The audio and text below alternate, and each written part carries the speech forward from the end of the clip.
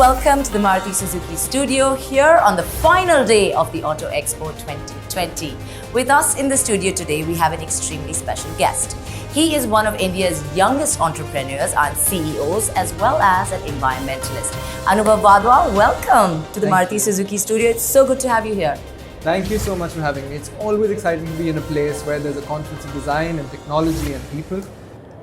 It's such a pleasure. Thank you so much. Anubhav, have you had a chance to go around the Maruti Suzuki pavilion? Absolutely, I did. Some wonderful cars. I got to see the Vitara Brezza.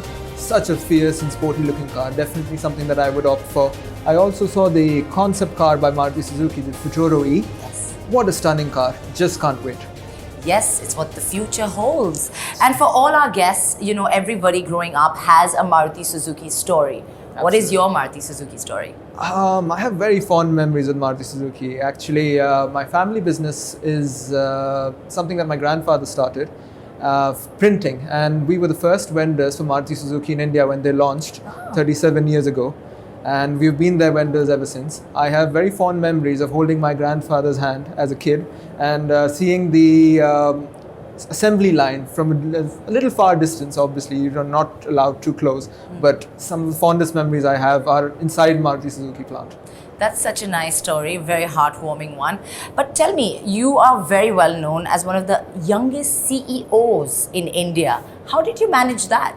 Actually, my passion for change started when I was just about 6 years old. That's when I decided that I want to start using technology and ensure that it's always used for the right reasons.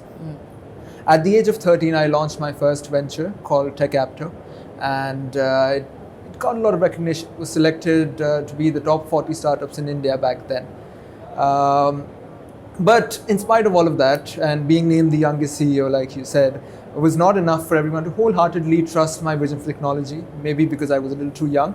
But I settled and I pivoted just to make sure that I can do things that speak volumes beyond what is expected of me of my age. And that's when it all started with technology, and that's how it's been going. And can you tell us a little bit more about TechApto? In 2013, I started this venture with a vision for education technology to design, deploy technology platforms that completely change how the education technology industry is seen. Usher in some sustainable models in terms of technology being used for education, where there's guided access, there is more knowledge being propagated, and especially for millennials who are great learners with technology. They can grasp a lot more information if technology is used in the right ways. I have to say, you're quite ahead of your times there. But besides your tech consultancy, you're perhaps more well known for venturing out into the environmental space. So could you tell us a little bit about your company, Tirelessly? Firstly, I love the name. So tell me a little bit about it. In India, about 100 million tires require recycling annually.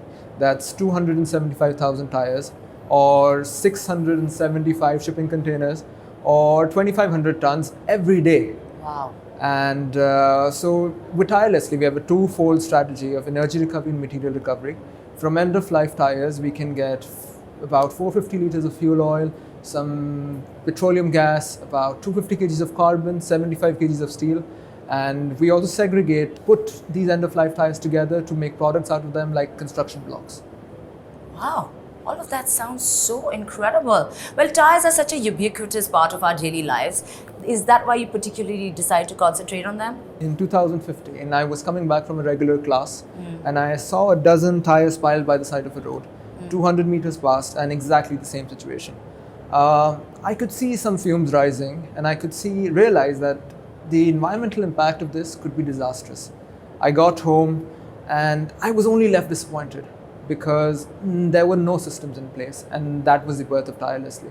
You sound so passionate about everything that you're doing, but how would you describe your brand of environmental activism? What I aim to do is wholeheartedly contribute to the sustainability paradigm by leading a game-changing ecosystem of environment sustainability companies that in their own competitive markets try to solve some of the biggest environmental problems that we see today.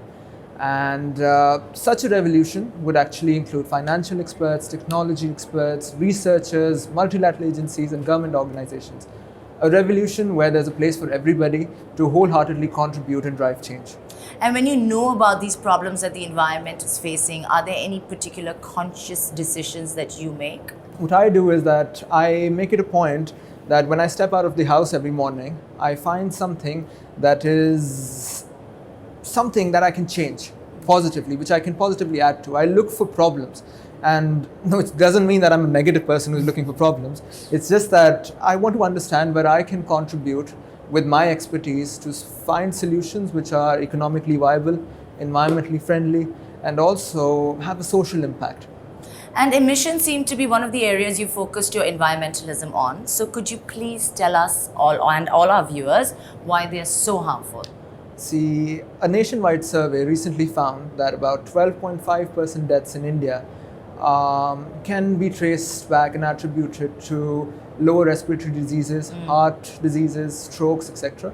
And these can all be traced back to severe air pollution, which is absolutely bad. Yeah, it's absurd. And the current systems that we rely on, they are not sufficient for any generation because our current systems cause too much pollution, more than the planet can absorb, and we are using resources faster than alternatives are being found.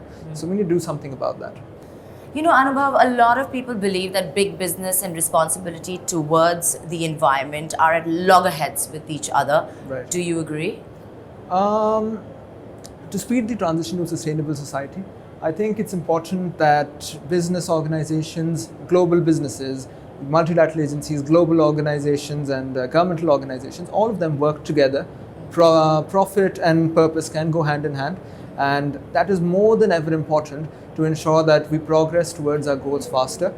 What I have seen with my work is, especially with a community interest banking initiative that I'm working on, is that we have been able to get a community together where private sector and public sector are working together to drive change in the community.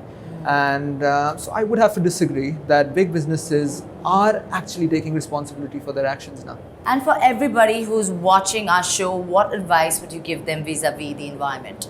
We all must stop settling for our current ways of meeting our needs, because this is impairing future generations and our current generations from meeting any needs. And what we must understand is that if we have a core belief of what we are doing can actually change the world, there's nothing that can stop us. And we must start taking conscious action to solve problems around us, to take environmental steps that can take the entire generation forward, because humanity stands a chance only because of us. And Anubhav, would you agree that green mobility is part of our responsibility towards the environment? Absolutely. And I think green mobility stretches from the development phase to the disposal phase. So I've been very close to the disposal phase with my tirelessly and tire recycling. But I was glad to actually hear that Maruti has made sure that their entire manufacturing process is environment sustainably as well. And that consciousness ensures that mobility in general, something that we use day to day, reduces carbon footprint of our activities. It's something that we can be sure is not creating environmental damage way beyond our control. On the first day of the Auto Expo, Marty Suzuki launched its Mission Green Million initiative. It's a fantastic initiative. What are your thoughts on it? I think Maruti Suzuki Mission Green Million will take India way forward in terms of environment sustainability, because we are proud drivers, aren't we? And we love enjoying our cars. But at the same time, we have all become very conscious about our environmental footprint. And with Mission Green Million, we can be rest assured that our carbon footprint is not large enough that we cannot control. Right, Anubhav, thank you so much for joining us here at the Marty Suzuki studio. It's been a pleasure having you here. All the very best with all the multiple companies that you're going to start in your life. Yeah?